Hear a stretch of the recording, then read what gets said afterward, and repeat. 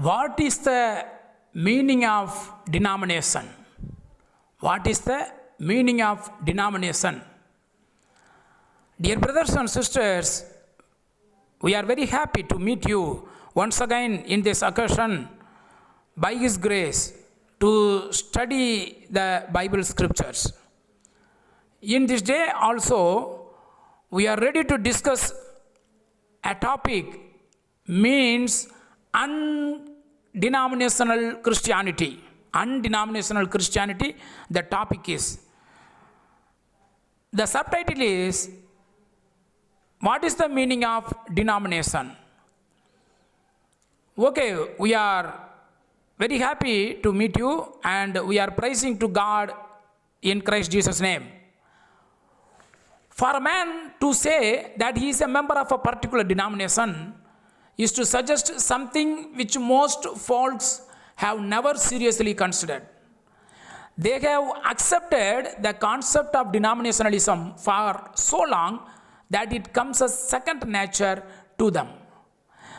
They reason that it must be God's will because there are so many respected people in the system called denominationalism. What does the word denomination mean? What does the word denomination mean? Webster Dictionary says that to denominate is having a definite name or designation. Having a definite name or designation. In the religious world, it implies the idea that many different religious bodies or sects having declared and named themselves are independent of all other Christian bodies. Nevertheless, they all believe that one can go to heaven from any of the various denominations. While they would like for people to join their denomination, they do not believe membership in their sect is essential for going to heaven. One sect is as good as another for going to heaven according to them. To put it another way, they view the church of the New Testament as a big circle divided like a pie. The whole represents the church and each piece represents a different denomination. Okay, what the Bible says. This is very important because nowadays very more competition is going on between a modern world civil construction and a old structure. Please see the banners. Two banners is intermittently changing. One is modern world civil structures, buildings, very attractive.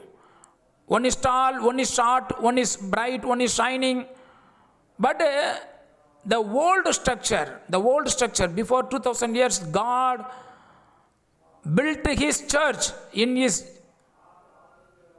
only one begotten Son, Jesus Christ. The church, the old construction is permanent. But nowadays, very more competition is going on between the old structure means built by Jesus Christ and the modern constructions. But what the Bible says, this is important question. The vast majority of folks in these denominations have never really considered that the Bible has to say about Christians and the church. If they did and they truly wanted to please God, they would leave the denominational idea and seek to follow the simple New Testament pattern. The New Testament teaches church membership which is absolutely undenominational. Did you know that a person can be a faithful Christian, actively serve Jesus Christ, live in his life, die, and then go home to heaven for eternity, having never joined any denomination? It is true, the Bible does not teach membership in denominations, it does teach us about the church, but it is not many divided sects. It is one church and it belongs to Jesus. A list of seven ones. In Ephesians chapter 4, verse 4 to 6, in Ephesians chapter 4, verse 4 to 6, there is a list of 7 ones. That is 7 things of which there is only one of each. Pay attention to this passage. A man simply cannot believe in the concept of denominationalism and also believe this passage. It says there is one body and one spirit, even as you are called in one hope of your calling, one Lord, one faith, one baptism, one God and Father of all, who is above all and through all and in you all. There are plainly as many bodies as there are gods. There are plainly as many bodies as there are gods. There is one God. There is one body. That body is the church. In that same book of Ephesians chapter 1 verse 22, Ephesians chapter 1 verse 22, Paul says, and hath put all things under his feet and gave him to be the head over all things to the church, which is his body, the fullness of him that filleth all in all. A New Testament example. Now we can see a New Testament example. There is a New Testament example of Christians who began denominating the Corinthians. They decided to divide into different groups or sects and name themselves after various preachers of the world. Paul leaves no room for confusion as he responded to this arrangement, which is interestingly similar to the denominational arrangements today.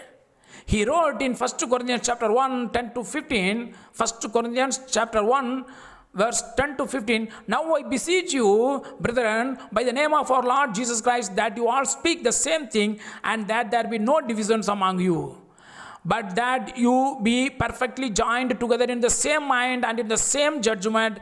For it hath been declared unto me of you, my brethren, by them which are of the house of choice, that there are contentions among you. Now this I say, that every one of you saith, I am of Paul, and I am of Apollos, and I am of Cephas, and I of Christ. Is Christ divided? Was Paul crucified for you? Or were you baptized in the name of Paul? Thank God that I baptized none of you but Crispus and Gaius, lest any should say that I had baptized in mine own name. What does God want? What does God want? Many different churches divided by different names and doctrines as we have today? Certainly not. Certainly not. This passage says, speak the same thing, same mind, same judgment. It does not say many divisions are good. It does not say many divisions are good. It says no divisions.